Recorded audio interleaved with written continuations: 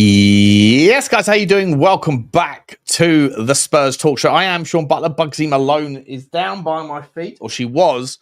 She's hot, but she doesn't realise why she's hot. I'm dripping and I'm slipping, and I hope you guys are all cooler than I hope you guys can also smash the granny out of the like button as we start another transfer news, views, and clues update for you. I hope you are all happy and healthy in the heat, doing the things that you love. For those you love to do them with, please also drop the subby button a little squeeze if you haven't already. Hit the notification bell if you haven't already, so you know when we're going to go live next. First and foremost, the drops come thick and fast in transfer window time, and we got a couple of double bomber, maybe romba la bomba, ratatata, tantalizing transfers that might just transform Tottenham Hotspur's summer and their season.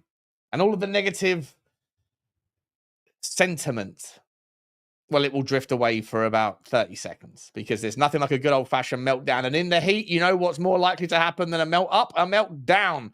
We don't like a melt-up either. Melt-ups are fun, though, when everyone loses their mind on positive news it's positive, but it doesn't need to go out of control positive, if you know what I mean.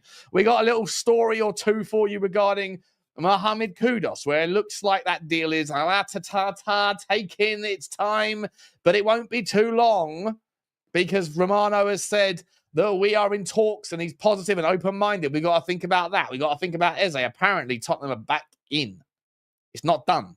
It ain't over. And when you look about Mohammed Kudus, you go, well, where does he play? Where does he fit in?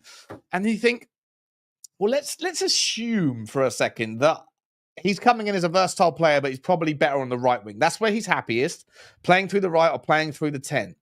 But his versatility is a virtue. And with that, guys, comes the idea of, well, if Sonny's still leaving, and there's noise out again that Turkey... We've got to talk about Turkish football, by the way. We got to talk about it because it's insane. Like, no one's talking about this. Nobody is talking about how the granny are they able to do anything.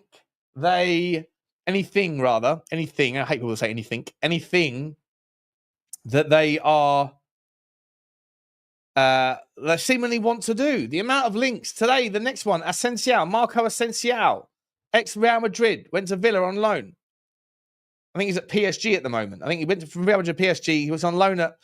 There's so much going on with regards to football finance that's bubbling under the surface that no one seems to be talking about. The flavour of the kind of month, right? The flavour is, Chelsea has sold their hotel to themselves, their car park to themselves. They sold their granny's knitwear to themselves. Yada, yada, yada. And it's a big deal. Aston Villa selling their women's team to themselves. West Ham about to do the same. Whilst Trip Smith is coming in to potentially buy up a majority stake and then basically outrule David Sullivan.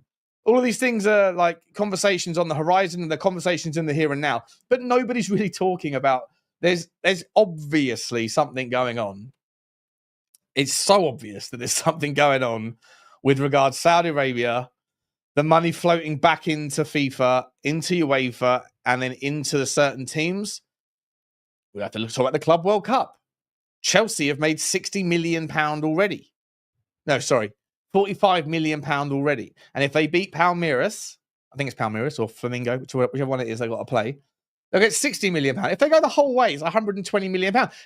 How is that club, that tournament, being able to offer those things? They couldn't even get a broadcast deal. They couldn't even get a broadcast deal until DAZN came in and bid £1 billion. DAZN bid £1 billion out of nowhere. No one wanted to touch it. And then DAZN come in where there's no other bidders and bid £1 billion for the Club World Cup, which has had... I've seen more people at my local park watching a game of under sevens than I have in some of those games. £1 billion. And then you find out that DAZN had a little cheeky investor a couple of months ago. How much for? And who was it? £1 billion. Saudi. I think I'm going to start saying, like, rather than going like howdy, I'm going to say Saudi, because it's like just the golden hello. It's the golden hello. And what happens? So Saudi Arabia are taking their money, putting it into the Club World Cup. That money gets fed back into teams like Chelsea, who happen to have qualified. Chelsea, who are owned by Clearlake Capital and Blueco. Clearlake Capital, the second biggest investor in Clearlake Capital is the PIF Fund. PIF Fund also own Newcastle. I'm surprised Newcastle didn't somehow manage to get an invite into that tournament just by proxy of winning the Carabao Cup, a late entry or something. And then you see that not many players are wanting to go to Saudi this summer because of maybe World War III, or maybe for whatever reason. It's not happening yet. Maybe it will pick up. But that's the usual sugar granddaddy of money transference, right? Premier League support the European teams. If they can't do all of the heavy lifting, Saudi Arabia supports the Premier League teams and Europe as well. Not so much of that's happening right now. But where's all the money really, and where's all the flow going? It's going to Fenerbahce, it's going to Besiktas, it's going to Galatasaray. Fenerbahce, under Jose Mourinho, are linked with everybody. They're paying 300 grand a week for this guy. Osman went to Galatasaray for 300 grand a week. The money that is being paid and the deals that are being constructed in Turkey, John Duran, £70 million, he left Aston Villa, whose owners are friends of Saudi, right? North African, Egyptian billionaires, very much interlinked, intertwined with some of that kind of back scratching. Chelsea, a lot of back scratching, who happen to have an owner that, by proxy of standard deviation away from the norm, are also owned in part by the PIF Fund. Okay, I'm not going to talk about Newcastle because I think, to be fair to Newcastle, for the time being at least, they have owners that are obviously Saudi, but they don't really participate in the same shenanigans. I think that's all part of like a longer term game plan. Let everybody else create the mayhem, let the fury and the fire go in other directions. And then just when it becomes clear that there's no intent, there's no sort of delineated, obvious rationale for any change, then Newcastle United come in and start doing the same things, but on a much grander scale. They're playing the long game here. Kind of like, not to get into politics, but the way that China considers global affairs. They play the long game because they haven't got elections over in China. So, President Xi doesn't have to worry about doing things now and to make sure he gets the vote in 2 years' time. He's a lifelong president. So they can play the long game. I think that Newcastle are playing the longer game, and it's fine. By the way, I haven't got a problem with any of this. I just like to talk about it because I think it's important to educate. I think it's important to entertain as much as you can. The 3 E's of content, right? Engage, entertain, educate. I tried my best to do a little blend of the three. But you have to talk about these things because they're massive parts of football. Me calling them out doesn't necessarily mean that I'm like, I think it's actually, how do I say this? I do think it's a disgrace, but I don't think it's going to change. But I still think we should talk about it. But this Turkey thing, right? So Fenerbahce are acting like a club that is, and they're spending the sort of money. They're open to paying salary. Same with Galatasaray. Same with Besiktas on a lower degree. They're paying the sorts of salaries and the fees of players that are not just yesterday's guys. It's not like the kind of graveyard shift of footballers. They're getting some of the very best out there, and they're paying serious money. Serious money. How much do you think Fenerbahce earned last year in terms of revenue? Right, so Tottenham made 560 million, I think it was at the peak, the season before last, 2 seasons ago. Last year, I think we made 510 million. Fenerbahce made 111 million pound of revenue. 111 million pound. I'm pretty sure. Let me double check this, but I'm pretty sure that was the same sort of level of Leicester City. Leicester City FC revenue. I'm going to come to the chat and say hello to you guys in a second, by the way. There you go. The club's turnover was 106 million pound last year. Can you imagine Leicester City paying 300 grand a week for any of these players? For Osman, I know he went to Galatasaray, but similar sorts of revenue levels. Like Marco Asensio going to Leicester. Really? Not going to happen. Not going to happen. Something is going on, and I think it's one giant conspiracy theory of a money laundering exercise from US financiers. And bearing in mind that Fenerbahce, guys, are a publicly traded company on the Turkey Stock Exchange, and their 3 biggest investors are State Street, Vanguard, and BlackRock. Big 3 invested in Turkish football clubs. Those same three monsters that are essentially, they basically own the world for what it's worth. They're the big three in everything, right? JP Morgan, Fed funds as well. They're also involved in a shitload of Saudi companies as well. Very recently, it didn't happen. It was only in 2017, I think it was, that there was an opening up of the market that allowed and encouraged overseas investment from American hedge funds and various private equity groups into Saudi. I genuinely believe that when I say this, I haven't got any evidence. Well, I'm going to keep picking away at this until I know that I'm right or wrong. Could very easily be wrong, but I think that football players are currently being used as almost like vehicles, like drug mules. They're being trafficked around Europe where they get paid a decent salary for a little short-term gig to be able to create mechanisms to flow money out of certain jurisdictions into others that would otherwise have to be taxed and would otherwise have to go through certain audits and checks. Remember, Saudi Arabia is tax-free. Turkey has a specific, very new rule that allows for football players to earn money and pay a lower rate of tax than the average Turkish citizen. An absolute fucking disgrace. Anyway, that's my opening monologue about football. Let's get into Tottenham. I hope you guys are all smashing the granny out of the like button. There's 650 odd people here. Love to see it. We got an hour until we hand over to Football Inc., where Johnny and I are going to be going through the shenanigans of what is taking place outside of Tottenham Hotspur. We've got to talk about Mohammed Kudus, guys. We've got to talk a little bit about Eberechi Eze. We have to talk a little bit about Sonny. We have to talk a little bit about Manor Solomon. Manor Solomon apparently has been released to return back to Tottenham Hotspur. Is that just because it's the end of the transfer and he officially comes back, or is that a sign that essentially that Thomas Frank wants to run his eye over the player? We'll find out. Before we get into all that stuff, guys, I'm sorry, I've been going for 12 minutes. I haven't even come in and said hello to anybody yet. Let's go and see what's going on. Lazy 8. All right, mate. Nicky boy. Cock block, shock. Where you at, Shawnee? I'm here, bro. I'm here. Sorry, I had to delay the show by 15. Sean, you wrote Kudus instead of Kudus, did I? Oh, for crying out loud, I've done it again.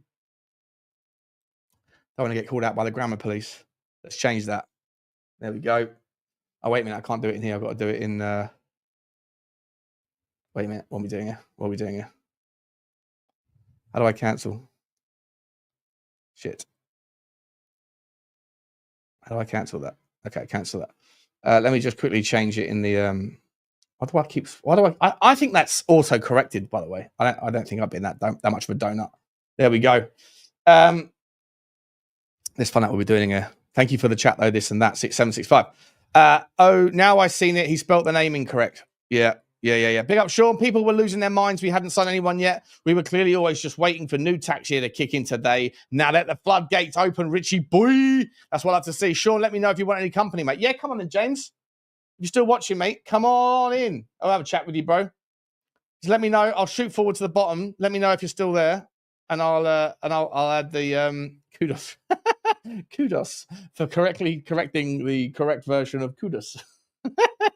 Let me know if you're still there, James. There you are. I can still see you, mate. So what you're saying, Sean, is the Turkish league is glorified Turkish barbers. Mate. Yeah. I wonder if I pop down my local high street where there's 19 of them, whether there's a couple of young footballers that are sort of actually just sort of cutting hair whilst they're waiting for their trade, waiting for their transactions. It's wild what's going on in football, mate. It's absolutely wild. Don't scratch your nose, Sean. But I don't know what it is, Janice. I've got like something's going on. Whether it's a habit or not, mate. But I've got like a really itchy like thing here. It's been driving me mental for the last few days. So I apologise. I know what it looks like. It probably looks like I've been out all night. I haven't. Those days are beyond me, mate. I'm 41. But yeah, I appreciate you pointing it out, and I'm sorry it's not ideal, but it is. Yeah, it's itchy. If you got an itch, you got to scratch it, right? Scratch the itch. Talking about scratching itches, any more links to any wonderful East European block players? We'd love to see a little bit of a ratatata. I'm going to put this in the link. I don't. I haven't got his. I haven't got James's. I have got it somewhere, but I don't know where it is. So, no, I'm not on the Colombian marching powder, Ulrika. Well, you probably have been, though. Look at the state of your face. I love you. Love you. Come and see me in the in the South Stand. We'll have a bar, but we'll have drinky. Is a Swedish mafia rolling. Sean, you've seen Richie linked to Turkey. Yes, he's itching again. I can't help it. James, if you're still here, then stick in a message, mate. Stick in a message. I have seen Richie's linked to Turkey. I've seen Sonny's linking. Am I cutting in or out? Is that a problem? All right, James. Okay, here you go, James. This is just for James, okay? Just for James. Anyone else jumps in, I'm going to have to kick you out. I don't want to be that guy. Let me know if I'm cutting in and out, though. Someone said I'm cutting in. Okay, here he is. Here's a boy. Hello, James. How you doing, mate? How we doing, mate? You all right? Good to see you, buddy. Good to see you. What are you up to? I think I've given you my number more times than I have when I was out on the town 16 years of age. I put your number. I have got it written down somewhere. I don't have it I don't have it saved in my phone yet. I've got definitely your number written down 4 or 5 times. How you been, mate? You okay? I'm good, mate. How are you? Yeah, good, mate. Good. What's crack-a-lacking? Not much, mate. To be honest, I'm a bit amazed by these Spurs fans or so-called Spurs fans. You're damned if you don't, damned if you do it. Yeah, like we wanted a marquee player linked with Kudus. Oh yeah, but we don't want to pay that much. It's like, what do you want then? What do you think of Mohammed Kudus? I think that. So I think there's a player in there. I don't think he showed it last year. I think under a proper coach and someone that could manage him, I think you could get a fantastic player. I think he's a really good player. I think you could end up with a fantastic player. People were saying about his season last year at West Ham, but West Ham were just as bad as us, if not worse. Yeah. They're much worse than us. And if we go in by stats, Brennan Johnson's our right winger for the next 20 years, surely. Like, it doesn't make sense. Let me ask you about that, because I was just I was on Savage stream a minute ago, and there's a Forest fan called Wolfie. Nice guy, seems like a really nice guy. He was talking about Anthony Elanga, right? And he was saying, "Oh, look at it! I said no one else, but this guy got the link from it. I sent it to him beforehand. Oh, hang about. Let me get rid of the overlay. Hello there, Johnny boy. How you doing? Okay, all right, James. How you doing, buddy? Hey, I'm right, mate. You? Yeah, not bad. Long time no see. Always good to see you. Yeah, how's things? Oh, okay, mate. How's your son doing in football? Really good. He got given Norwich's player of the season, so that was good. So yeah, he's on the up. He's on the How up. old is he? Just turned 12. Just turned 12. Has he got a chance, you think? Yeah, maybe. Yeah. Well, he was at Spurs from the age of like 4 till about 8 and a half, and then we moved to Norwich because I offered him a contract. He was offered to. Hang on, sorry. Tottenham are employing taking 4-years in. Is that what we're doing? No, yeah. Not like payment or anything like that, but no, of course not. 4, yeah. They're 4 years old. Yeah. I mean, in fairness to James, I'm right? not sure I was out of nappies at 4. If I'm entirely honest. We've had quite a few conversations on this over the couple of years I've known James, and when his son was at Tottenham, it was an absolute shit show, which we've discussed. Things have changed quite a lot since then, but they were appalling, which is no wonder. Bob Harbour, is it Bob Harbour was still asking him to come back? And I was just like, maybe. We'll see. You should go down there and see. I mean, talking to the people I know, how that everything has changed, how they approach everything. No sort of freelance, I'll upgrade your kid for the right money sort of shit that was going on. Your son's really, really talented then, is he? He's playing it down. He's playing it down. He's good. Really? I don't want to. I've kind of like 4 years ago. I was on that. He's going to become the next Lionel Messi train. You know what I mean? Like, and then now I've seen so many heartbreaks in kids that if he makes it, he makes it. And if he doesn't, he doesn't. It's so cutthroat that I think it's the best way to look at it. Like that, whatever he needs, I'll give him and I'll take him and we'll do whatever we need to do. But if he doesn't make it, I expect him not to Norwich make every week. Do you? Yeah, he goes 3 times a week. Yeah. And where do you live? Do you live near Norwich? Yeah, I moved up to Norwich for that. Yeah. Wow. Oh, fucking hell, mate. Fair play. That's interesting because I remember when not to in any way consider myself, I was never going to be a rugby player, right? I know that now, but when I was 14, 15, 16, 17, 18, I played obviously for my local club, Surrey South, went to university on a scholarship, and then I dislocated my kneecap, and it basically was game over. But I'm so glad that kind of happened, because obviously it makes you realise you know game over. But I was I grew. I was really big young, but then I stopped growing at about 15, 16. But when you go up through the levels, like you very quickly realize that you're no longer like as you're cutting through all the good players, you're suddenly not the best player all the time. You're not head and shoulders above everyone else. But if your son is now 12 and he's still the player of the season, then he's still cutting the mustard as he's getting older, which is obviously a really good sign, right? It's a big jump. It's a big. Yeah, I mean, listen, it's a big jump up, Sean. The way James goes about it is absolutely spot on. My best mate's son was at Spurs until he was 16 years of age and was let go. He's now an agent, so he's kept within football. But if you throw all your eggs in the basket and you make that son believe, listen, there's support and then there's blind support. Okay, there's a balance, right, James, between supporting your son, which is what you do, and not making them realise the possibilities. But have a plan B, essentially. Yeah, schoolwork and that sort of shit. Yeah, absolutely. There's a player that was just released from Norwich, and I'm not lying here. Like, he was head and shoulders technically above my kid, my Archie, head and shoulders technically, but his attitude was, I made it. I'm going to play here. I'm going to do this. I'm going to do that. So that reflects on the pitch. My lad will run up and down for 95 minutes, no problem, and he'll keep going and going and going. Whereas this kid was like, pass me the ball, I'll win the game. And 7 out of 10 times he would. But everything else he was terrible at. So it's all kind of mentally. That's why I'm at the point of, if he gets dropped and he plays for his local team, I'm just as happy, because I just like watching him play football, and he loves playing football. I think it's quite important to keep that love playing football. Otherwise, they'll turn into like this other kid, and it just goes, it tits up. That's hence, I mean, me and Johnny spoke a little while ago. That's why we left Tottenham, because it was more like a social gathering for parents. They were taking their photos of their son next to the Spurs badge. No, we're at Tottenham. It was honestly, it was really, it was embarrassing.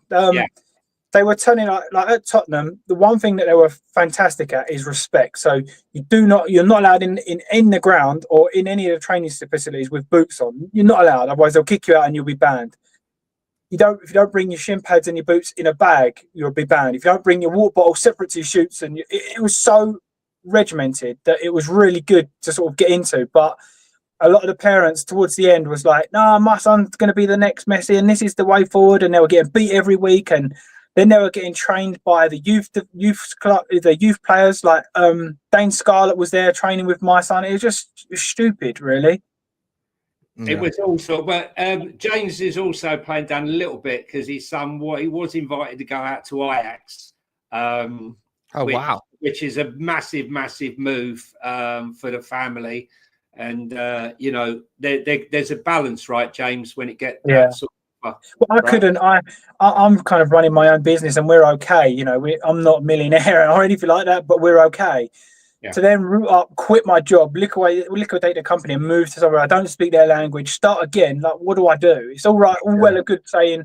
If they was to say to me, "Listen, here's your boy. I'll give him an 11-year contract till he's 23," then no problem. I'll sign up and off we go. But when they're sort of talking 2-3 years, he's 15. They drop him on his head, then that leaves us as a family with nothing. So how far do you go? It's quite 100%. Hard. Can I just add to that, Sean? Can I just add to that, right? Someone like Eze, right? You look at Eze's journey, dumped by Arsenal at 13, then went to Fulham, spent 2 years at Fulham. He was dumped by Reading after only 6 months. Then he's gone to Wimbledon. Millwall. Didn't work there. And then they almost had to beg to get him to QPR. They send him out on loan to Wickham.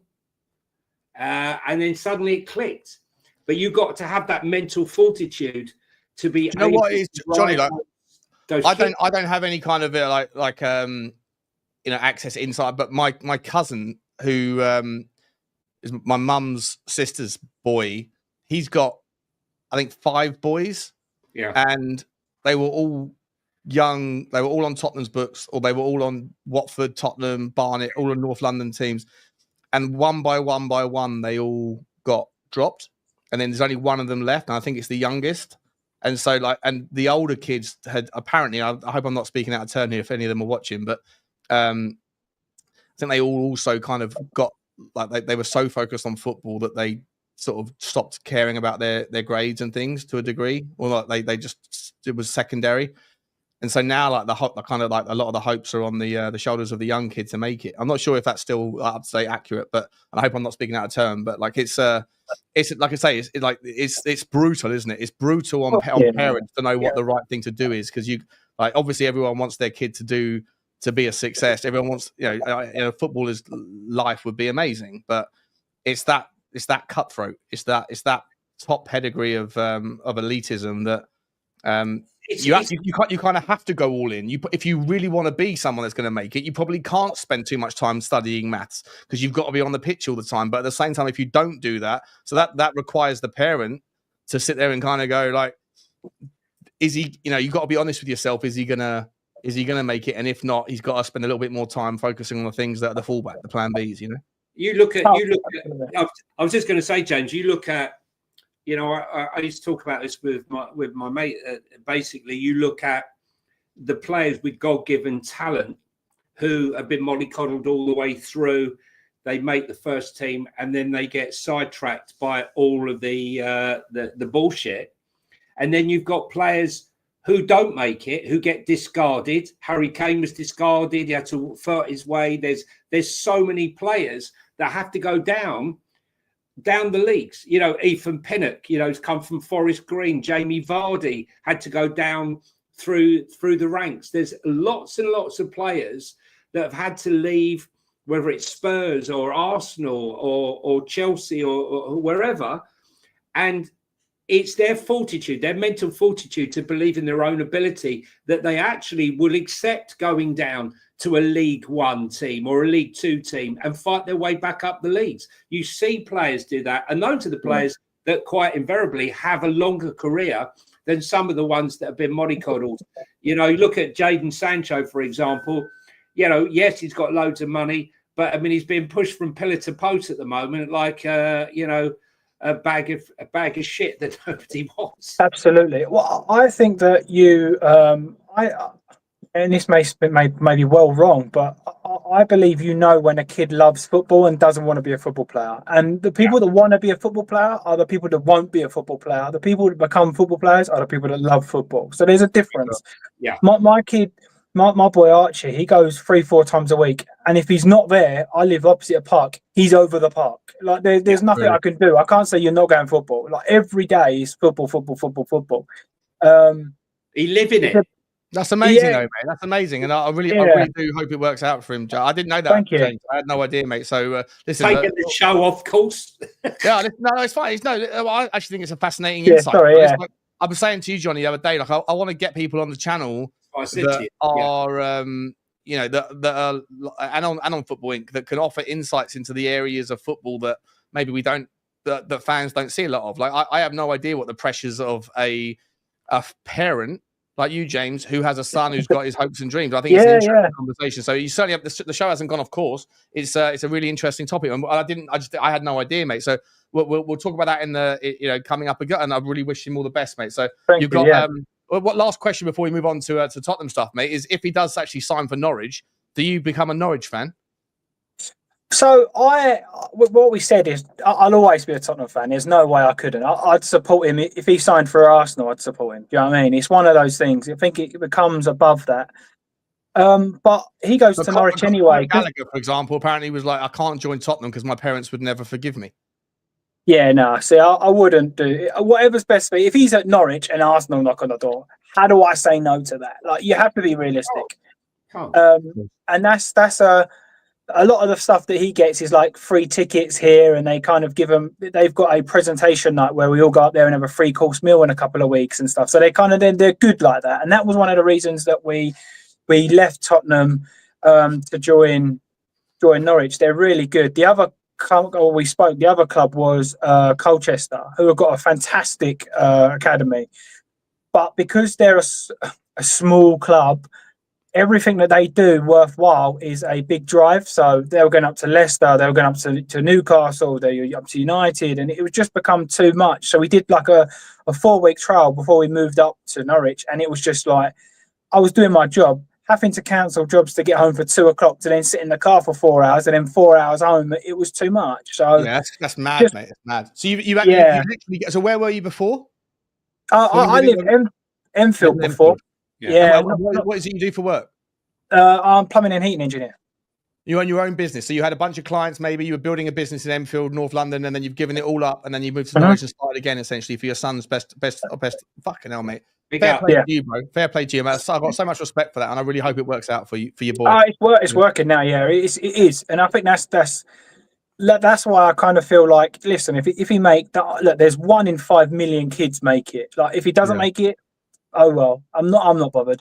I've had every weekend I watch him play football, and 3 times a week. I love football. So who's the real winner? We've been to St George's Park. We've stayed in the lodge at the training ground. Like, we've had experiences that I can only dream of. And now I'm saying to him, like, you've done this. Like, if you never make it, you've got stories to tell your kids. Like, I've been to St George's Park. Like, that's unreal. Yeah, amazing, mate. Amazing. James, the only thing is, it's all fantastic as long as I don't ever hear you say, "Let's be having you." From you, Delia Flower, we're going to call you.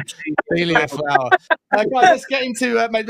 Honestly, mate, a really amazing story, man. I had no idea, and it's a real insight into the pressures of the parents with kids with talent. And fair play to you for giving it a crack, man. I really hope, fingers crossed, it all works out. Archie Flower's the name, is it? Archie Flower's the guy we've got to look out for on the back. It'd be nice, but let's hope so. Hope so, mate. Boys, let's talk a little bit. We got, by the way, in 45 minutes, we're going straight over to Football Inc. For the global football stuff. Where I started the show off by talking a little bit about Turkish football. I mean, Johnny, I don't know if you heard the start of the show, but I was just saying, Fenerbahce, right? Fenerbahce, Mourinho's team. They're about to sign Marco Asensio now, right? On loan from PSG. They're about to sign John Duran. You know how much money that, I don't want to get off the topic because we'll talk about this on Football Inc. But just to get you, they've only made 111 million euros, right, in revenue, 111 million pound in revenue in Turkish lira. But they are a publicly traded listed company, and their top 3. I looked into this last night because I was like, it doesn't make any sense to me. Their top 3 shareholders are the top 3 shareholders for most publicly listed companies are going to probably be State Street, Vanguard, and BlackRock, right? That's just the way it works, right? But they have a massively disproportionate amount of money relative to the average investment of State Street, BlackRock, and Vanguard. So like it's like 60%, okay, versus most companies it might be like they have 20% between them. Then you kind of go back to that story we were talking about with US investors. It's a new form of money laundering. It's a new people trafficking, but it's not kids, it's not women, it's footballers. Like they're drug mules to move money around into markets where there's less tax, tax efficiencies. And I'm like, how the fuck are Turkey able to afford all these things? Well, and now it makes sense because they're all coming via. They go to Saudi Arabia for big money. They come back, and who are the beneficiaries of this? Just like who are the beneficiaries of Chelsea, for example, right? Secondary ownership of PIF fund, and they've made if they beat Palmeiras in the last 16 or the last 8, whatever it is, of the Club World Cup, they'll be at 60 million quid already from the Club World Cup. They can make 120 million quid if they win the fucking tournament. I know. It's ridiculous. And who's paying that money? Saudi Arabia. Yeah, well, exactly. Look, Palmeiras are missing their captain as well, which is a bit of a bind, and he's a really good player. Look, for me, Sean, Turkey has always been walking the line, let's put it like that. Why do you think their transfer window is 1 week longer than anyone else's? The reason being is because they can't afford to buy players, but they pick up all the scraps of all the players that didn't get moved during the transfer window.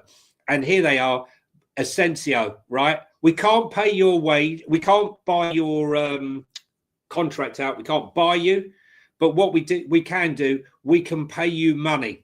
How we pay you the money is neither here nor there, but we can pay you the money. That's all you need to know, right? And that's how it is, Sean. You won't see them spending £50 million on a transfer because they don't have the cash. That's why you see all these loans.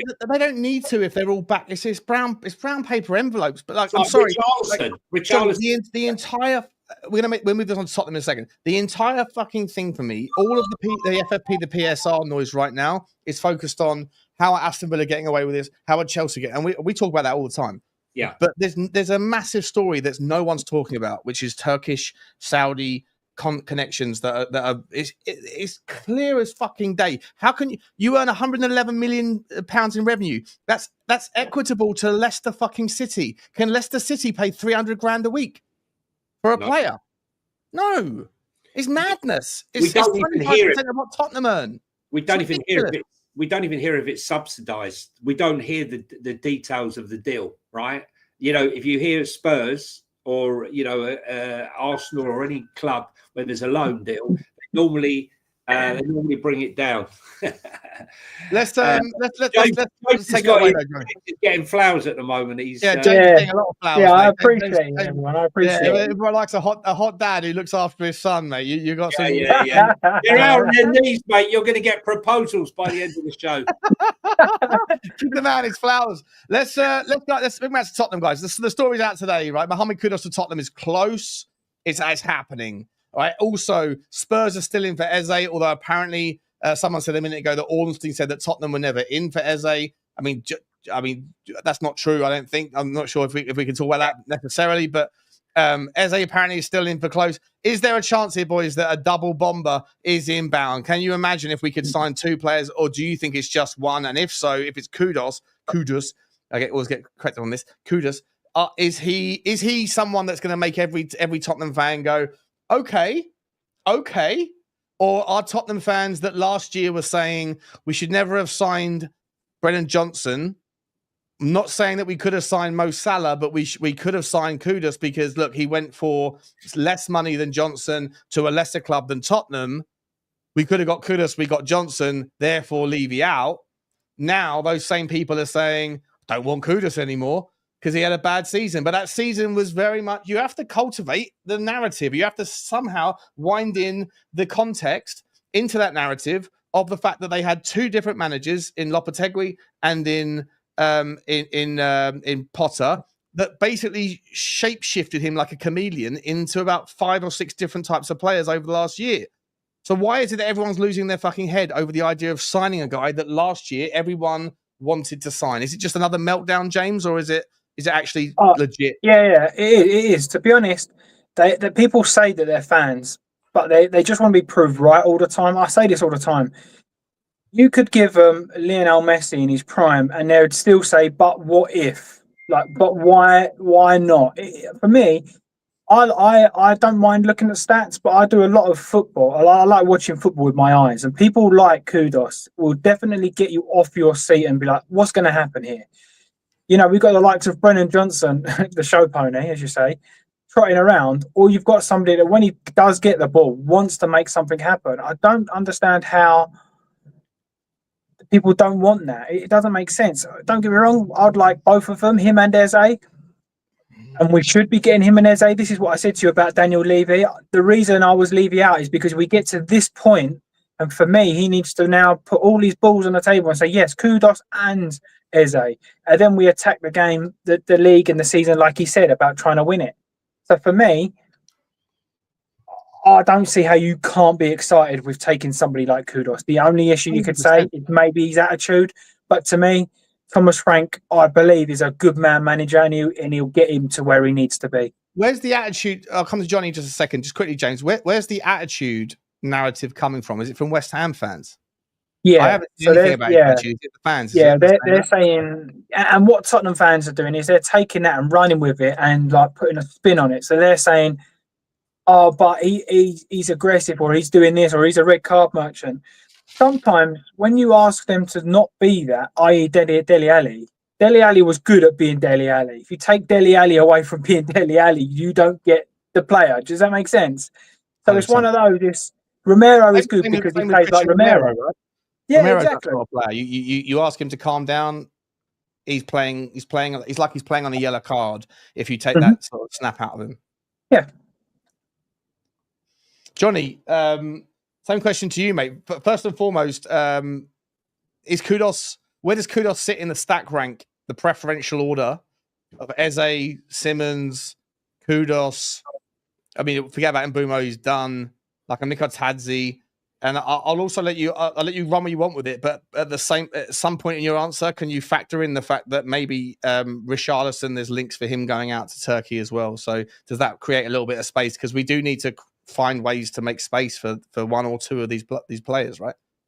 I love lists. He's on the list. Everyone's on the list. Every position has a list of 5 or 6. No, I've got lists that have lists on them. To be entirely honest, no club has a list of one player, right? Unless you're ultra confident you're going to get him, especially a club like Spurs. Maybe Liverpool can have a list of 1, but most clubs like us would have a list of 5 or 6. Look, I'm going to be honest with you. 65 games, 13 goals, 12 assists is not remarkable for a player of his position. You can look at this multiple ways, you know. His take-ons, fantastic. He's probably number 1 or one of the tops in take-on and successful take-ons. But like Adama Traore, who was very similar in take-ons and beating his man, football's about end product.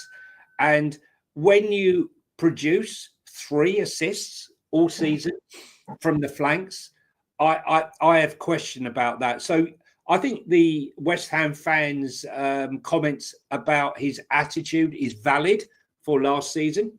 Whether that is Potter not weaving his magic with him, I'm not sure. But the season before was definitely better. But in a player, do we not like to see a player who's on an upward trajectory and moving forward? Look, I said to you, Sean, from what I was hearing, Spurs were after a right winger and a centre back potentially, right? And you said right winger and a centre back, but we need that. And I said, well, I'm just telling you. I'm okay with the right winger. The centre back thing, I don't think is. Oh, I'm no, not even but sure if it's necessary. If even if Romero leaves, which we'll talk about. We'll talk about. Yeah, sorry. Yeah. But what I was trying to say was here, you know, you and I both said, you know, we've got more wingers than Nando's and chicken, right? And what are we going to do with them all? What are we going to do with them all? What we do know is that Mohammed Kudus will give you a player.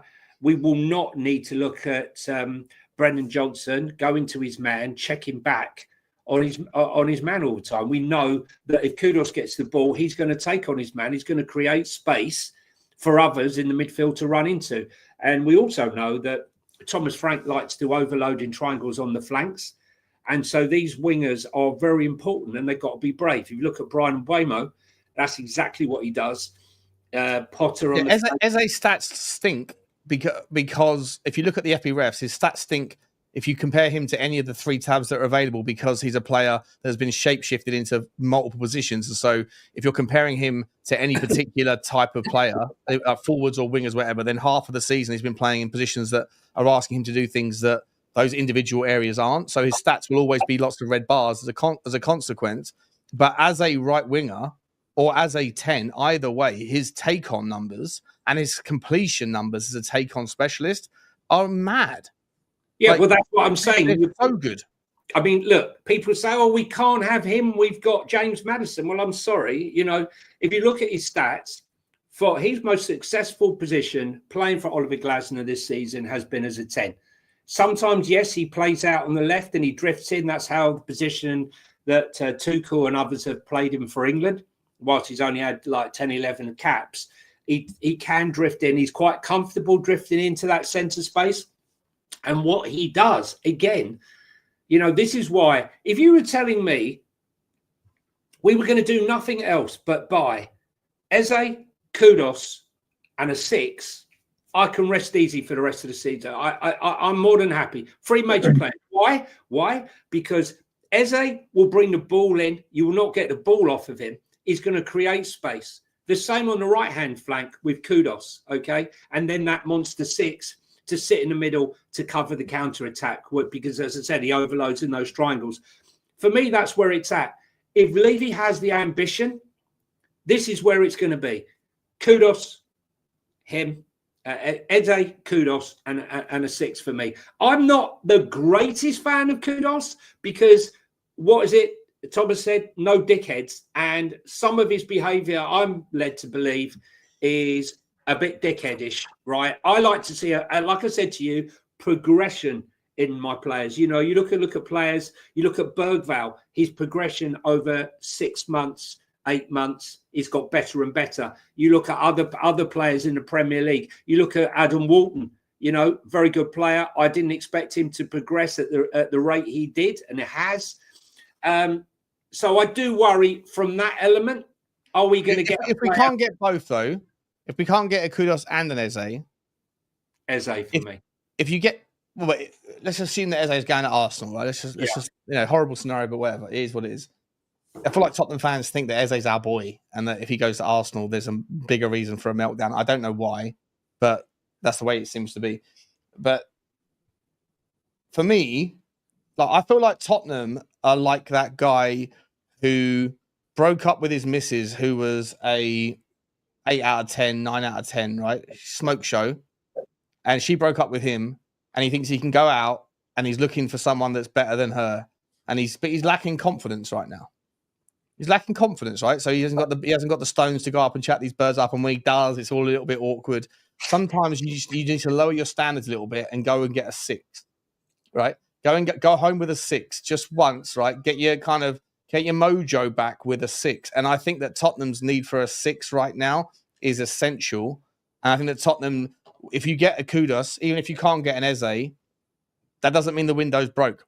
I maintain this 100%, James, that if Tottenham don't figure out the defensive midfield option, I've been saying it for 3 years. Look at how Chelsea have quietly gone about cultivating Caicedo. He's never going to be on the back pages of a newspaper as the hero, but he goes about doing what a 6 does. He sniffs out the risk. When Chelsea throw all of their men forward, when they occasionally screw up and they get transitioned on, and they pivot, the opposition pivot. This Club World Cup has shown that Caicedo is the sort of guy who just knows where to be because he's not worried about being the hero. He's the guy that sniffs out the danger and he's in the right place to intercept that role. And if you have Bentancur playing in the 6, so many Tottenham fans were like waxing lyrical about Bentancur as a brilliant 6. He is not a brilliant 6. He's a brilliant player, but he's not a brilliant 6. And if Tottenham don't get a 6 this summer, James, then we are like that guy that's going to continually go out every night trying to replace your ex-girlfriend, thinking that you can go and pull a 9, but sometimes you need to go and get a 6, lay the 6, and get your confidence and your mojo back. For me, that is it's more crucial than Kudus. It's more crucial than Eze. It's more crucial than Chelsea. Chelsea have got 3 6s, in my opinion. They've got Lavia, they got Enzo, and they've got Caicedo, right? They spent £300 million almost on 6s, and they play all 3 sometimes. You know, with those 3 in the middle of the park, you ain't getting past. You know, they're almost destroyers. The interesting thing is, you know, we're linked with Kudus, and yet he's the only sort of right-sided player we're really being linked with, because Yavi Simmons is a right 10 or left wing. Yeah. Well, he's a right-footed left winger, right? And Eze, Eze, 10 mainly, but yeah. Well, he's playing a lot on the left wing, mate. If you look at his stats, but I prefer his stats, to be honest. Xavi Simmons is 22, 10 goals, 10 assists. And for me, you know, when you come out the Barcelona academy and you've been at PSG, for me that pedigree is much stronger. I just look at Kudus and I get Ndombele moments. Yeah, I hope I'm wrong, but I don't need to bring anyone who brings an attitude into the change room. We've seen it all before. I'm certainly not saying that he's a bad player, because he's definitely not. I just worry about his application. What are you saying, James? What I would what's the say, priority signing for you, mate? Because we're not linked with any sixes. We're not linked with any of them. I can't No. see any sixes anywhere.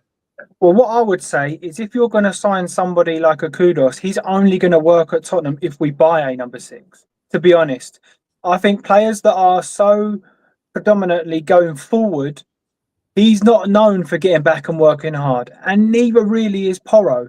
So if you want to unlock the likes of Kudus, Porro, Udogie, the number 6 is more important with somebody like that in the squad than it is if he hasn't. And I said this yesterday on Savage Show. I think that the number 6 is the easiest position to fill. I've never seen so many good number 6s. The Paulinhas, the Douglas Luizes. There's loads of them out there at the moment. But for me, there's no real excuse. Go and get your number 6, 100%. and then you can go and get whoever you want. There's loads of wingers. Again, Kudus, Bakayoko. There's loads. There's no reason that we are sniffing around or finding things hard, or I know our financial year started today, but for me, if you want to unlock any, even like the likes of Heung Min Son, I've been critical of Heung Min Son because I think he's been borderline dreadful for 2 years. He had a good season the season before with numbers, but he was still losing the ball all the time. He was still not tracking back. He was still lazy. So for me, you can afford to play people like Son and Kudus, but only if you have a number 6. So for me, all of these players are irrelevant unless you get a number 6. We could have bought an Adam Walton. We could have easily built. I wanted Adam Walton when I found out, because I really like Archie Gray. And when I got told, I think it was at the end of November, that they wanted 50 million and Joe Rodon, I said, forget that. Let's get Adam Walton. 25 million. That was a snip. By the way, for the person who was saying to me that Yavi Simmons is only a 10, just for clarity here, he played 13. No, he's a left winger. He's a 10. He's Eze incarnate, mate. He's exactly the same type of player. Right, left wing that can drift into the 10 or 10 that drift to the left. It's exactly the same. So I was just about to say, he played 13 games last season as an attacking midfielder, 6 goals, 4 assists, and 10 games as a left winger, 4 goals, 3 assists. So he's equally. It's exactly the same thing. It's just here as a player, Xavi Simmons as a player is not a winger. He's a winger that drifts in. It's exactly the same as Eze. It's the same as Eze, but 22 years of age. But less physical, but maybe slightly more. Yeah, I think he's better. I think he's better on the ball than Eze. Personally, I think that not strong, not as strong, but an absolute baller. If you're watching him with your eyes, you can see that he's got something in there. But so a lot of 10s drifted, like they get shoehorned out to the left for narrower teams or teams that play certain formations. They start as a left winger on the formation sheet, but they spend most of their game drifting inwards. But then in certain reactions to transitions, they'll be on the left hand side to pick the ball up in transition. But for me, it's exactly the same. He is the same as Eze, right? Better in the 10. He is essentially a 10. He's a different caliber of player, but they fill the same sort of spot on a team sheet. I wanted to ask you guys. Because I do want to take it back to the 6 in a second, but before we do, if Tottenham do go and get a Mohammed Kudus, or if we go and sign an Eze, but specifically with a Kudus that was happier when he was playing as a right winger at a right winger that drifted inwards for West Ham, what does that mean for one of these two players, like Brennan Johnson and Odebear? Because I was talking to this guy, Wolfie, who's a Nottingham Forest fan, who thinks that that Anthony Elanga, who's clearly a right winger, he thinks that because of a variety of reasons that the geezer's worth 65 million quid. I think he's a horses for courses player. I don't think he suits most teams. I think he suits certain teams that play low block and counter. But in any event, he was part of the reason that Wolfie was suggesting the valuation is because of the fact that he got 18 GA last year. Well, Brennan Johnson got 23 GA last year. So are we like, there's no links with Johnson leaving, but there's no links with Odebear leaving either. So I'm just wondering, like, if we do sign Mohammed Kudus and the intention is to improve on the right wing with the versatility option, is there going to be any potential departures from one of those two players, Odebear or Johnson? If you're, again, the criticism for me for for Paratici and Lange, none of them have been able to sell players. They just haven't. They've all been loaned out or gone for free. They can't sell anyone. So for me, Brennan Johnson this season is at his peak value with the season that he had last season with DA. Unless you're going to move him from a right winger to a striker and play off of Solanke, like almost what he did with Mbeumo and Visser at times. That's the only way I can see him getting into the squad. Otherwise, I personally would be looking at selling quite a lot of them. I'd be selling Son, Solomon, him. They all need to go if you're going to start building for the future, because then they've been given a chance and none of them are good enough. We've still got the likes of Brian Hill coming back. Again, not good enough. Yeah, I'd be amazed if Brian Hill started the season at Tottenham. He's definitely. I think he's definitely going, but whether it's for 10 or whatever million, I'm not sure. I literally, I'm sitting there going, how do you squeeze all these players in? Right, we spoke about this, ad nauseum. We were up to 10 wingers before anyone else was coming in. We know that a JA is going on loan. Mikey Moore's going to sign a new contract. Congratulations to him, but probably also going to go out on loan. Is Sonny going to end up going to Turkey? If so, I've got less of a problem with Turkish money laundering. But Sean's down there getting his Turkish barber haircut. I support you guys now. Yeah. Not for me. I just don't know what's going on here. What are we thinking? I can't see him going to Turkey. Listen, Daniel is non-fussed. If he stays, he'll do another God knows how many million in shirt sales. It's not the end of the world. And if he goes for nothing at the end of the season, he would have deserved it. I'm in the same camp as James. I think he should have been sold over a year ago. 2 years, maybe. 18 months for sure. We see slow regression in a player. No one should be carried. No player, no matter what his service, is bigger and better than the team and greater than the team. And I don't think Thomas Frank will stand for it personally. I'll tell you one thing, though, is quite interesting, that Denmark have been talking about it for quite a long time, of producing some fantastic talent, as are Sweden. A lot of that talent goes out to Germany at the moment, 17, 18 years of age, leave Denmark, go to Germany, go to the rest of Europe. I wonder whether or not we will see some Danish talent end up at Spurs that we, might not be someone we might have to Google to get more information on. But I think Sonny, personally it's time. I'd like to see the £30 million, say, to go to Saudi Arabia. Some will say he's not worth £30 million. He's worth £30 million in shirt sales, right? So for me, it's a no-brainer. Would he go out to America? I don't know. For me, the one criticism, or not one criticism, but one of the criticisms I've got about the club is I believe that they let all our heroes fail until they become villains, and then they get rid. So for me, Hugo Lloris doesn't get the credit that guy deserves now, because the last 2 years have stuck with him. Oh, he was terrible at playing football with his feet. No, he wasn't. He wasn't at the start of his career. He was really good.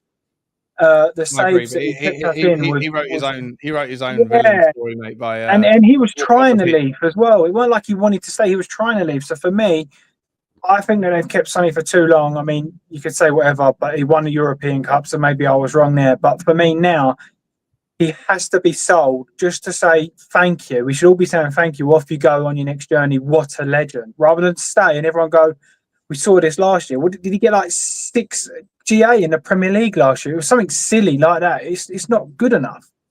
So before it becomes I think it was something really low, or 6 goals or something. Sonny did really well in the GA. He was terrible with his input, but he managed to get on the end of some bits and pieces. Was it 20 GA last year, Johnny? Well, in the Prem, I don't think it was in the Prem, was it? Who are you talking about? Son. Yeah, he did. I mean, look, I try to. Heung Min Son got in the Premier League last year. Heung Min Son got. While you're looking at that, the Danish guy, as the guys have said in here, is Victor Froholt, right, from Copenhagen. He's already moved, hasn't he? He's already left. He's already gone. Yeah, he's already gone. But there's lots of players out there So let me have a look. Oh, I can't see it. He got. Why is this? So, stats. Here we go. Yeah, I'm sure it was 7 Premier League goals or something. I'm sure it weren't very good. I might be wrong. In 24-25, he got 17 GA. He got in 30 Premier League games. He got 7 goals and 10 assists. That's what I'm saying. For me, 7 goals. Yeah, that's a decline, especially in a system that. Well, I don't know. I just think personally, the Son that I love watching for the last 10 years is not there anymore. So let him go and be the legend that he now claims to be by winning us the European trophy and move on, rather than keep him again and even more sour taste, and it just gets worse and worse and worse. It's just let him go. Yeah, but where are you gonna send him to? And it seems like it's Saudi or Turkey for him. Right. But then why? And this is one of the criticisms I've got with Daniel Levy, to be honest, because if you can't beat them, join them. At what point are you going to sit there and let everybody get rich and you stand there and go, no, I'm on my high horse. I ain't doing that. I'm not getting involved in that. No, get involved. If Saudi are the only team, let's face it, he'll fill half their stadiums up weekly because of the fans that he's got. So I'd go to Saudi, look, 50, 60 million, you can have him. And then if they start getting funny, go, look at the shirt sales, you're going to turn your brand of football all over the world. Like, he's worth it to you. So for me, if you can't beat him, join him. No, I agree with you on that one. I've said this a few times. Like, I don't subscribe to the same Daniel Levy notion that everyone else does, that he's some sort of parasite.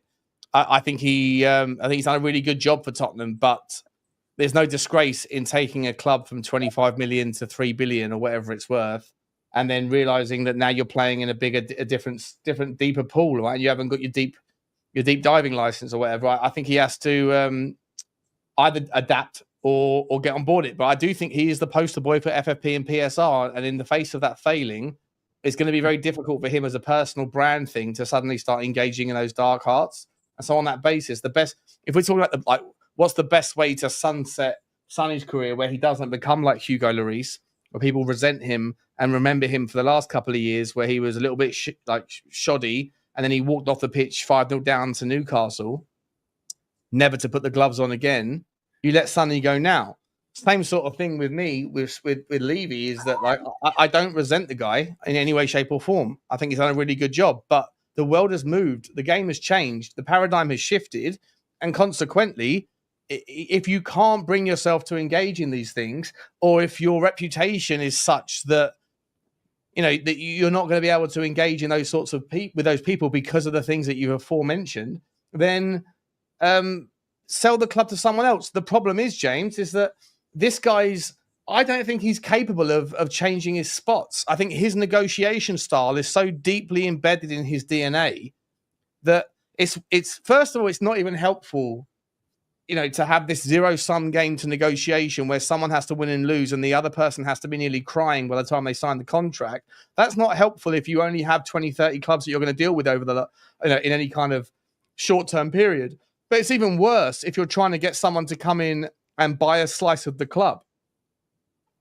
Right? If you're going to take the same approach to like Qatar or Amanda Staveley or whoever the fuck it's going to be, and they are in the negotiating room saying, I'm here to help you. I'm here to give you 500 million quid so you can finish your hotel and yada, yada, yada. And he's sitting there like basically terrorizing them into like the worst deal ever because he wants everything for himself and nothing for anyone else. Absolutely. That's not a good faith agreement where people are going to come in and want to be a part of that. So that, to me, like, I don't have to read headlines to know why is it that Tottenham have been up for sale or investment for so long, yet nothing's materialized.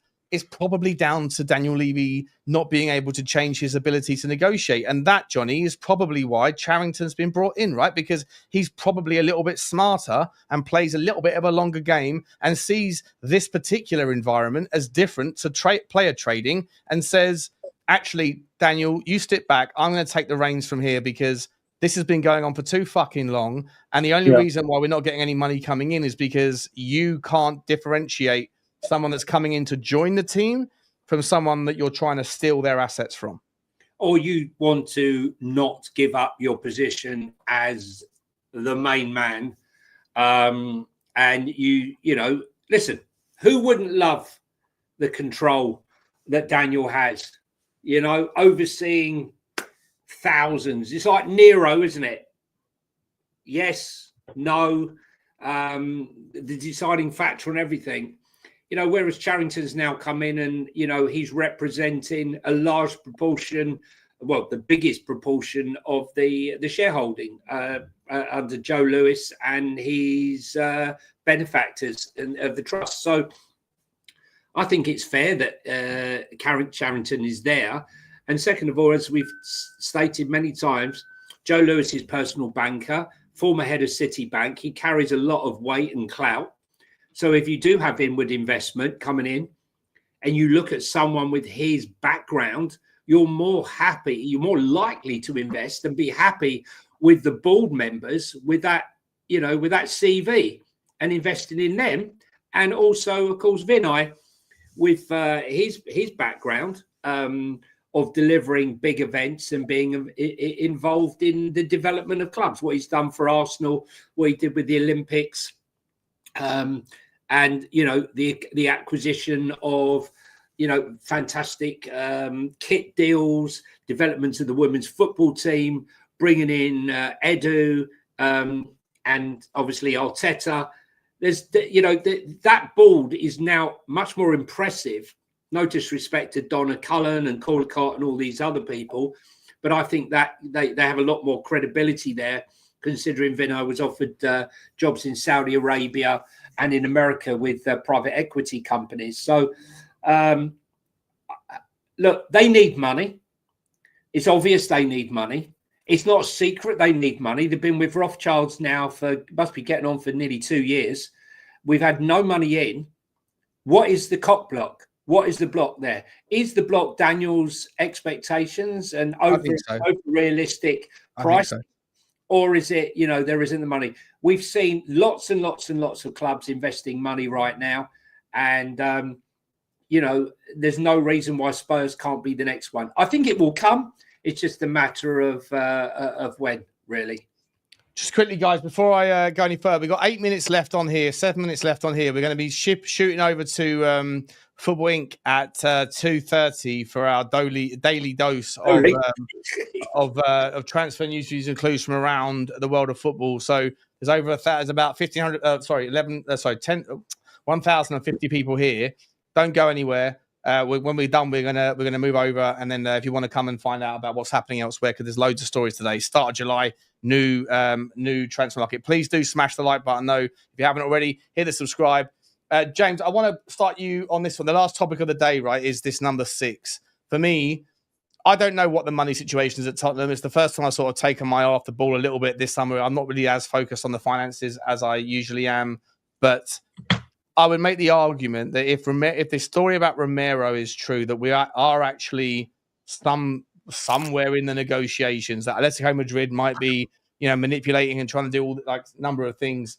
Ali Gold says it's wide of the mark, but that doesn't necessarily mean it's not happening. There might be some truth to the idea that Ali Gold's been told, you know, by the club, listen, put the dampeners on that as a story, because that it is happening, but we don't want everyone to know that we're about to have 70 million, 60 million, whatever coming in. I want to ask you guys the question. I'll start with you, James, and I'll come to you, Johnny, and then we'll round off.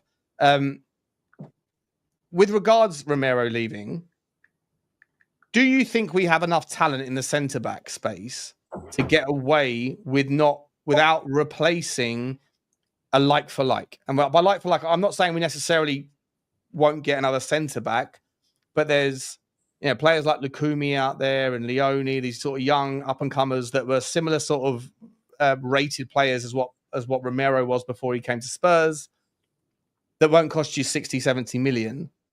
If we want to get a monster 6, and on some presumption that there is some truth to what Matt Law said about that, like Tottenham's money is tighter than it appears, are you okay with the notion of selling Romero and either not replacing him, putting all of that money into either a forward, but ideally for our purposes in this conversation, a monster 6 in the guise of someone that's a real game changer as a DM, that can do the Caicedo role, right? Just sniff out the threat and put the ball forward again. Or do you want, if we do sell Romero for Tottenham, to put that money into getting someone as close to a ready-made replacement as Romero is? His absence is going to present us with. No, absolutely not. If I'm being brutally honest, I think Romero is a really good defender. I think under the right manager, right system, I think he would be absolutely excellent.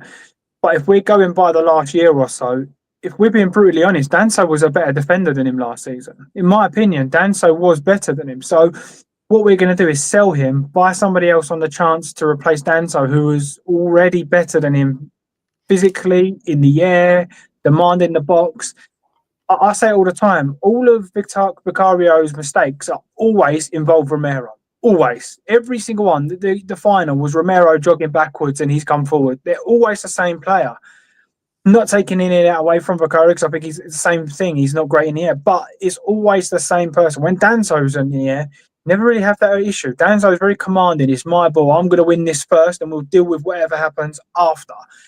So for me, long and story short of it, absolutely not. If we sell Romero, we've got Dragoshin there, Danso, Ben Davies just signed a year, and then we've got about 4 kids. So I would be happy with the Dragoshins, the Davises, and then a couple of kids, to be honest. But otherwise, if we got 60 million or 50 million quid, right? Let's round it down. 50 million quid.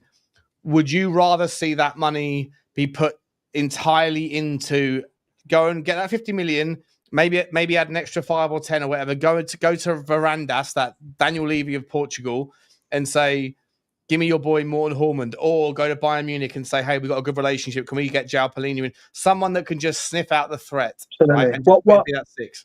They're talking of 30 million for Palhinha and they're talking of 25 million for Douglas Luiz. There's my 55 million spent. I'd buy both of them. Yeah, both of them. 100%. Yeah. I'd swap that 55 million. I'd buy Douglas Luiz and Palhinha. That way you've got the pressure off Bentancur, even though I think there's a player in there. You've got a monster number 6 in Palhinha who doesn't care about anything other than getting that ball back and then passing it. Douglas Luiz can do a bit of everything. And again, if you was to do that, in my opinion, you could then afford to have Maddison, Kudus, Eze that don't need to get back, because you've got an absolutely solid back 4 in Palhinha, Douglas Luiz, and then your 2 centre-backs, because you can then have your full-backs bombing forward. So for me, I would swap Romero for Douglas Luiz and Palhinha in a heartbeat. Same. Completely agree. Because I don't think that Douglas Luiz is the 6 that we're looking for. I think he's an improvement on Bentancur for what it's worth. But Douglas Luiz still has the 8 tendency. Johnny, would you subscribe to that? If you sell Romero, how do you respend that 50 million quid? I'm not selling Romero for a start. I'm not hearing it. To be honest, we paid 50 million for him 3 years ago for a reason. If you're going to sell him, I mean, why not just buy another centre back and push him into the 6th role? Push Romero into the 6th role. Yeah, because he doesn't play that. He doesn't play that position for Argentina. He's not going to do that. No, I know he doesn't play that position for Argentina, but I always thought he's more than capable of paying for it. He is more than capable of doing it. But he brings the ball out. He's tough. Name me like 3 players that play a different position for their club than they do for their country. I'm just saying it's a possibility. I wouldn't get rid of him, right? If he's sold, to say that we don't need anyone else when we're going into the Champions League. Dragusin's way off being ready for fitness. Micky van der Ven, is a hamstring waiting to happen. And so you got Danso and Davis. You can't go into the Champions League with that. I still feel we need another centre-back. Vuskovic is going to be a top player, but he desperately probably going to need a year out on loan. Phillips is probably the one that will probably got more chance of getting game time, 6'5" and quick, but he might be a dickhead. Yeah, but because it's a fair comment. No, it's not a fair comment, Jack, at all. I'll tell you why. Because Romero, Romero won us the quarterfinal, the semi-final, and the final, and was the player of the tournament. Right, in the Europa League that we just won, that you've just lauded, and Kudus scored 5 goals in 32 games, mate, right? And doesn't even play for us. So I'm not going For to. me, though, with Romero going into the midfield, Romero, in my opinion, can only do the same thing. Is where he takes a touch into midfield and he's got loads of time, loads of space, and then a long through ball to Son. When you've got to do all the little touches and the dog work in the midfield, I don't think he's capable of that. I think he's a yellow card waiting to happen. Because he hardly got a yellow card last season. But I'm talking about moving him into midfield. When you're moving him into midfield and he's marking the sort of players like we're talking of the Eze's, well, not De Bruyne's, but the Silvers, the people that will turn him and slip him and slide him left, right, and centre. He's going to get frustrated for me in the number 6. I'm not saying he can't play there. I think he could do a job if need be. He's not a number 6. He won't play there. Anyway, he's country before club. He won't do it. I promise you that. Guys, we're going to round off. It's 2:30. James, I want to say a massive thank you, mate. Absolute legend, buddy. No worries. I will text you on WhatsApp. I'm going to get your number. I'll put you into the WhatsApp circle, and I'm going to get you back on, mate. You're absolute legend. And Johnny's gone already. Yeah, and, I'm going to head over there. James, mate, best of luck to Archie. And legend, thank you. I'll get you back on. I'll reach out to you afterwards. Guys, I want to say a massive thank you to all of you. There's been over 1,100 people here for most of the show. Ulrika Johnson, love you, mate. Or miss. I'm not sure who you are. But I'll see you on the South Stand for a drinky poos. And thank you for the new membership. And also, Drew La is a Frankar. Lovely to see you as well, miss. Thank you very much for the membership. Looking forward to I'm doing a members phone-in show. What day is it today? Tuesday, Thursday or Friday is a member show. So make sure you participate, get to know you. James, thanks again, mate. We're going to pop over now. So I'll see you soon, James. Thanks, everybody. Thank you, guys. We're going to send you over to talk about all things football, including Tottenham, by the way. So don't go anywhere. See you soon. Ciao, ciao. Bye-bye.